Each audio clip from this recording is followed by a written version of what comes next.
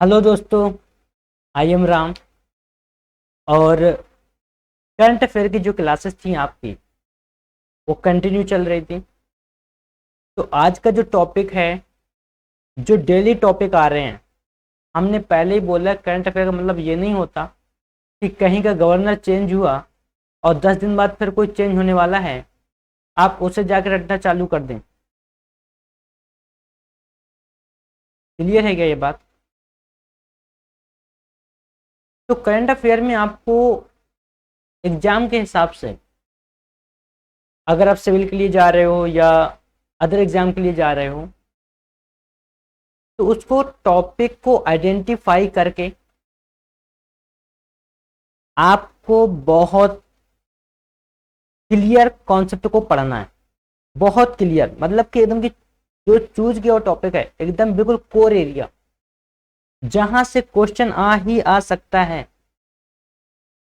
क्योंकि पहले भी बोला है कि दिन में 50 टॉपिक्स टच में आते हैं और वहां 50 टॉपिक इंपॉर्टेंट नहीं हो जाते।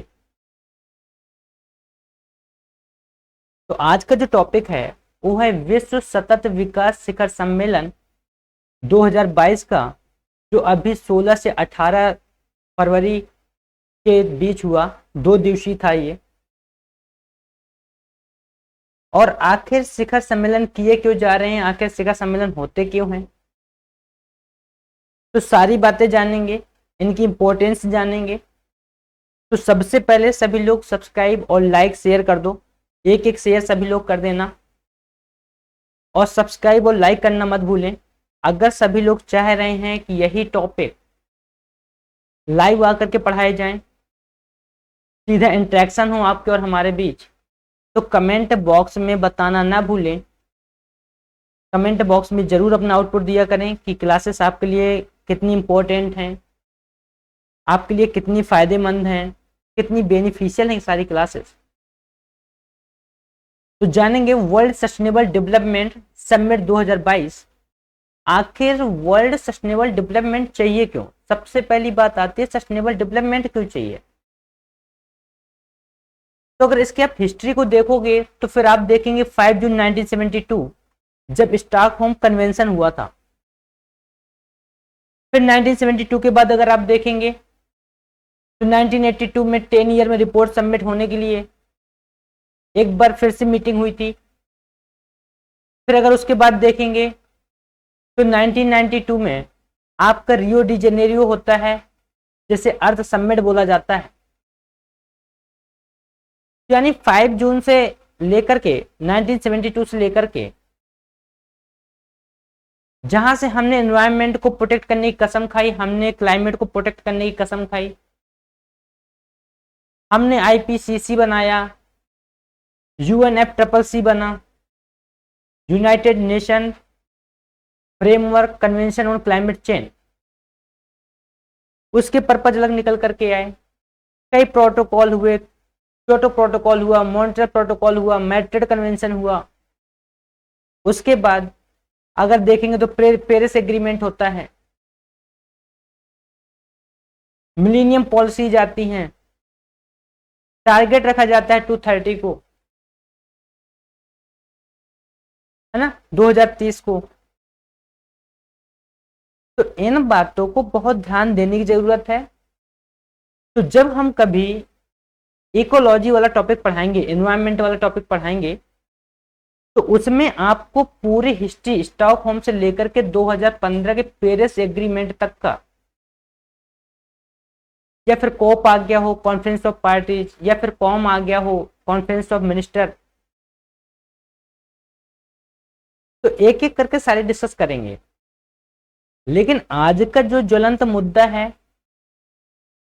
वो सबसे इंपॉर्टेंट मुद्दा ये है कि आखिर वर्ल्ड सस्टेनेबल डेवलपमेंट समिट 2022 में बातें क्या हुई और इसकी थीम क्या थी। तो थीम थी टुवर्ड्स अ रिसिलिएंट प्लेनेट। क्या थी? Towards a resilient planet ensuring a sustainable and equitable future. Clear है क्या ये बात? तो सारी बातें देखेंगे।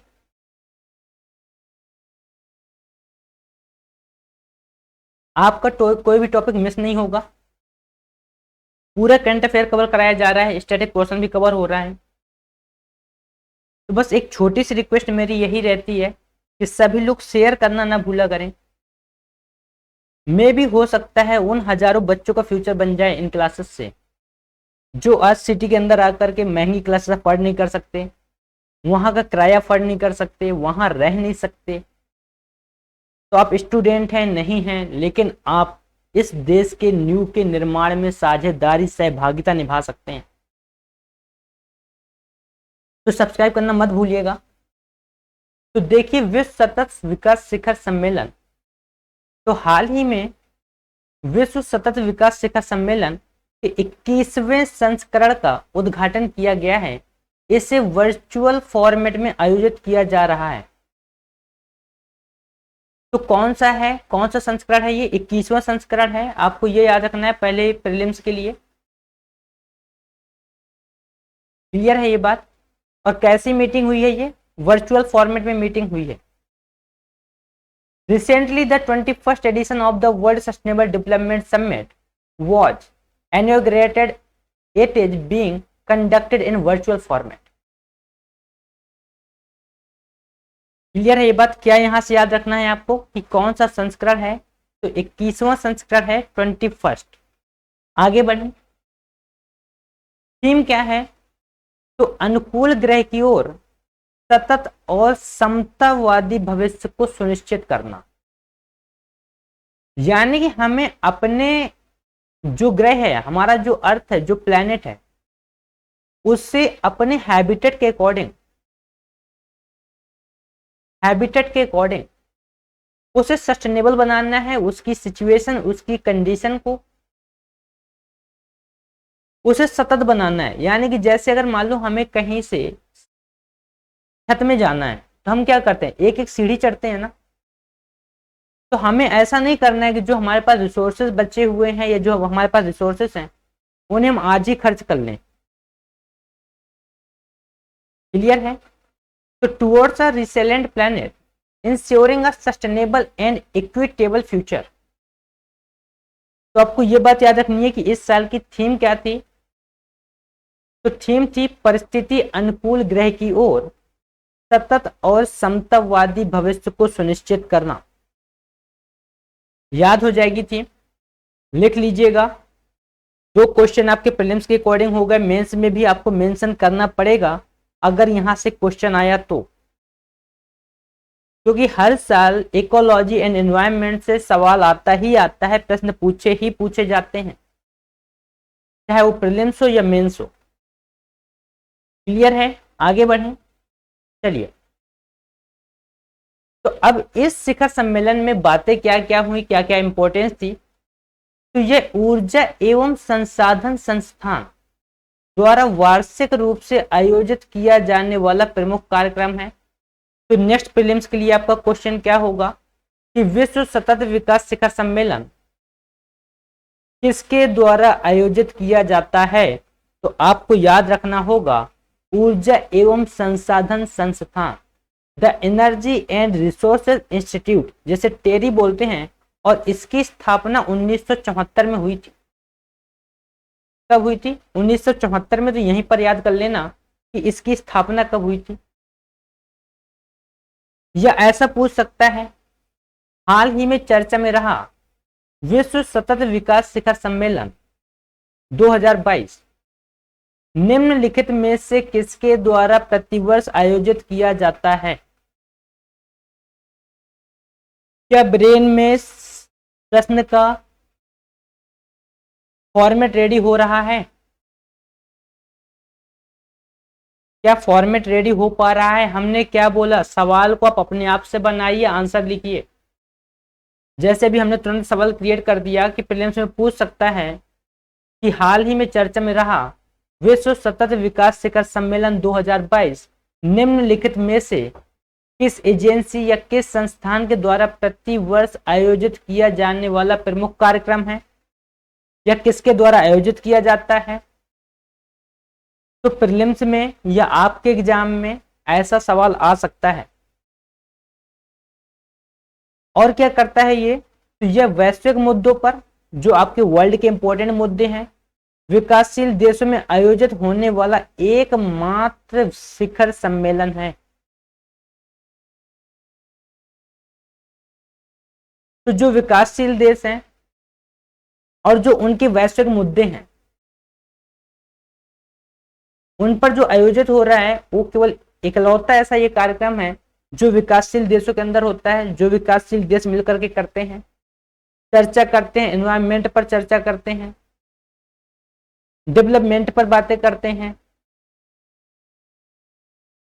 आखिर रिसोर्सेस को यूज कैसे करना है इस पर बातें होती हैं, चर्चाएं होती हैं।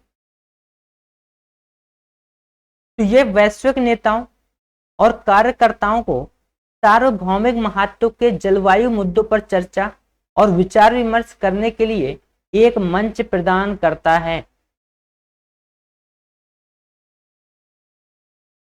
तो जो वर्ल्ड के ग्लोबल लीडर्स हैं,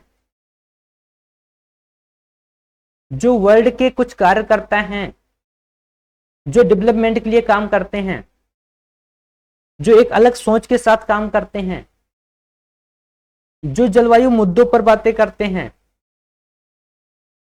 जो उन पर डिस्कशन करते हैं, उन सभी को क्या करता है, एक मंच प्रदान करता है, एक मंच पर लाकर खड़ा करता है उन्हें।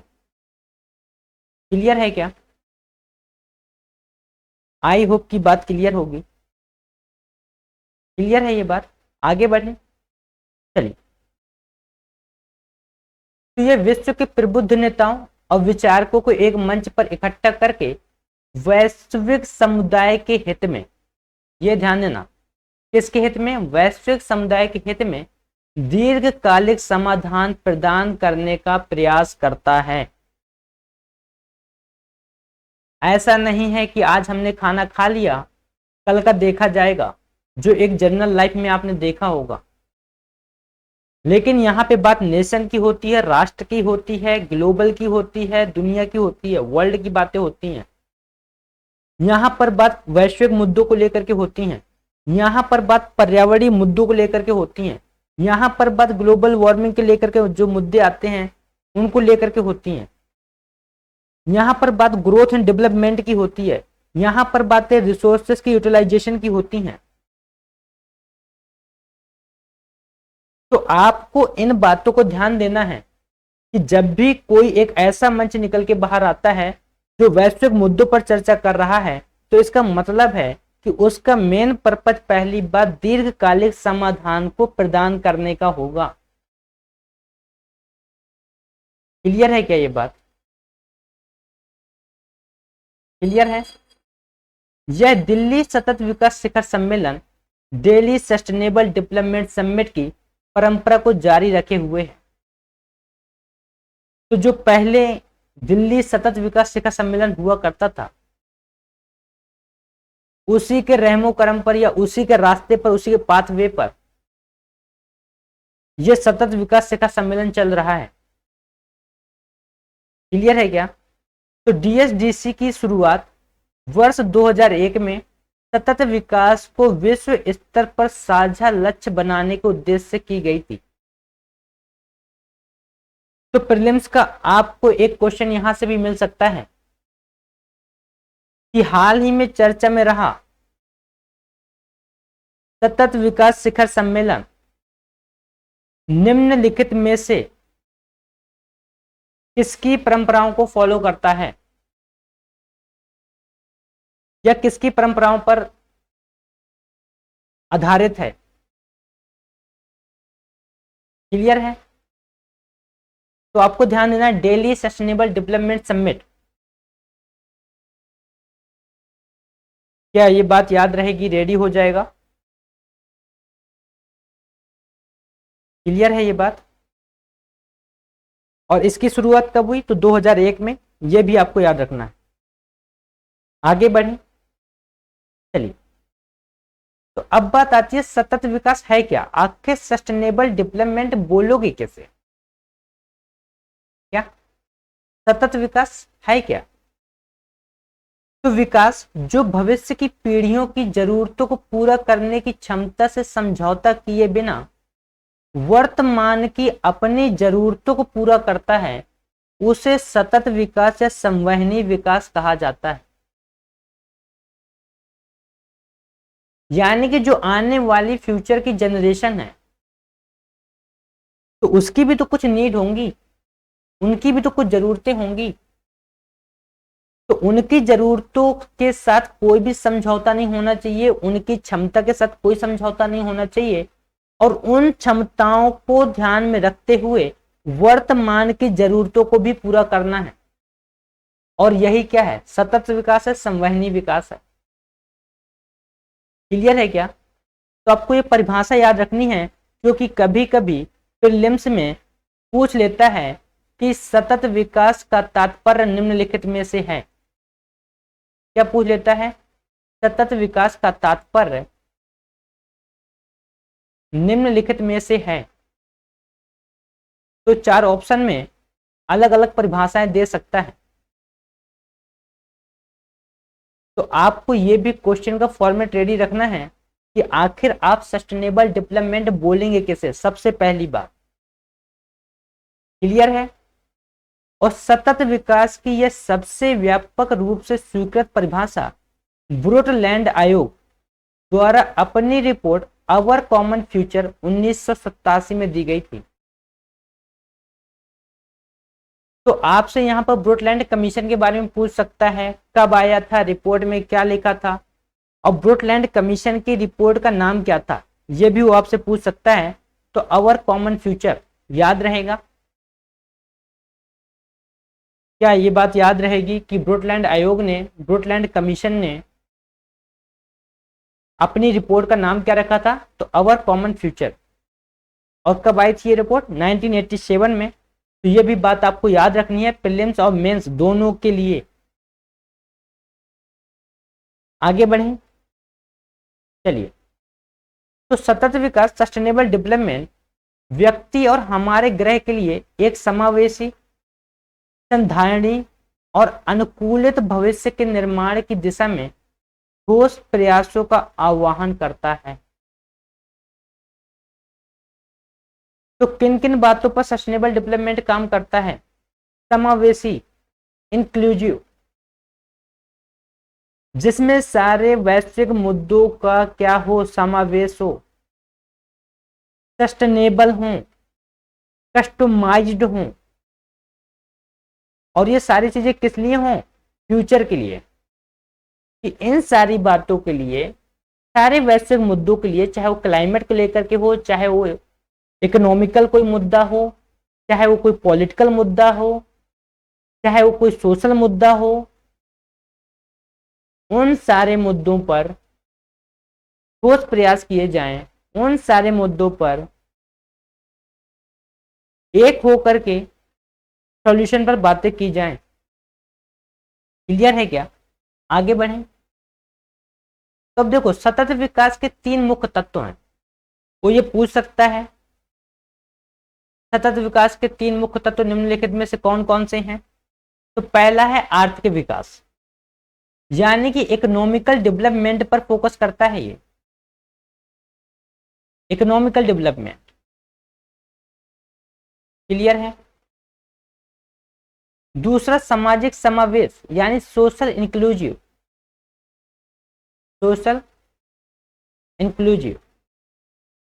और तीसरा है एनवायरमेंट कंजर्वेशन। बात समझ में आ रही है? यह एनवायरमेंटल प्रोटेक्शन। आई होप की बात क्लियर होगी। तो आर्थिक विकास, सामाजिक समावेश और पर्यावरणीय संरक्षण को लेकर के ये बातें उठाई जाती हैं, और ये मुख्य तत्व हैं जो सतत विकास की आने वाली रिपोर्टें हैं, जो सतत विकास के मुद्दे पर बात करने वाले ग्रुप्स हैं, वो सारे ग्रुप्स इन बातों को फोकस करके ही आगे बढ़ते हैं। तो इन तीनों तत्वों में तालमेल बिठाना बेहद जरूरी होता है। क्लियर है क्या ये बात? आगे बढ़ें, चलिए। तो ऊर्जा एवं संसाधन संस्थान क्या है? टेरी है क्या? तो ऊर्जा एवं संसाधन संस्थान the energy and resources institute Bharat और दक्षिणी विश्व के सतत विकास हेतु अनुसंधान करने के लिए समर्पित एक अग्रणी थिंक टैंक है। क्या है? एक थिंक टैंक है ये,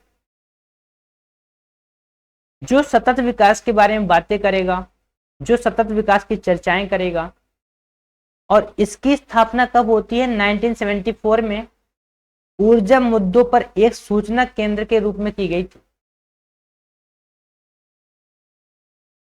तो ये आपको याद रखना है कि टेरी की स्थापना 1974 में होती है और जो ऊर्जा मुद्दे हैं उन पर जो सूचना केंद्र है उनके रूप में जितनी चर्चाएं होती हैं, जो बातें उठाता है, वो कौन है? टेरी है, the energy and resources institute. Clear है क्या ये बात? आई होप की बात क्लियर होगी। आगे बढ़े, चलिए। हालांकि बाद के दशकों में ऊर्जा एवं संसाधन संस्थान ने एक शोध संस्थान के रूप में एक नई पहचान स्थापित की। यानी कि कुछ नया करो, बोलते हैं ना, कुछ नया करो। तो वही काम टेरी ने क्या किया? टेरी ने एक शोध संस्थान के रूप में भी अपनी पहचान को डेवलप किया, एक अपनी छवि बनाई, जिसकी नीतियों और प्रौद्योगिकी समाधान से लोगों के जीवन और पर्यावरण में काफी परिवर्तन हुए हैं। तो ये जो देश दुनिया के पर्यावरणीय, आर्थिक और सामाजिक समावेश से जुड़े ज्वलंत मुद्दे होते हैं, उन पर ये चर्चाएं करता है और समाधान देने की कोशिश करता है, और इससे समाज के अंदर परिवर्तन भी देखने को मिले हैं। तो आई होप कि आज का टॉपिक क्लियर होगा। तो मैं यही कहूंगा, सारे लोग नोट्स बनाते चलें, सभी लोग। और अगर आप तुरंत कॉपी पे लेके नहीं बैठ सकते तो एक काम किया करिए, स्क्रीनशॉट ले लिया कीजिए और उस स्क्रीनशॉट से आप बाद में नोट्स बनाइए। क्लियर है? तो एक छोटी सी रिक्वेस्ट फिर से, सब्सक्राइब करना मत भूलना। आपका मोटिवेशन जो मिलता है हमें, उसके बेसिस पे हमें काम करने का मन करता है, हमारी टीम को काम करने का टॉपिक मिलता है, मुद्दा मिलता है कि हाँ बच्चों का फायदा हो रहा है, टीम मोटिवेटेड होती है। तो शेयर और सब्सक्राइब जरूर करें, भूलें ना। थैंक यू सो मच, मिलते हैं नेक्स्ट क्लास में।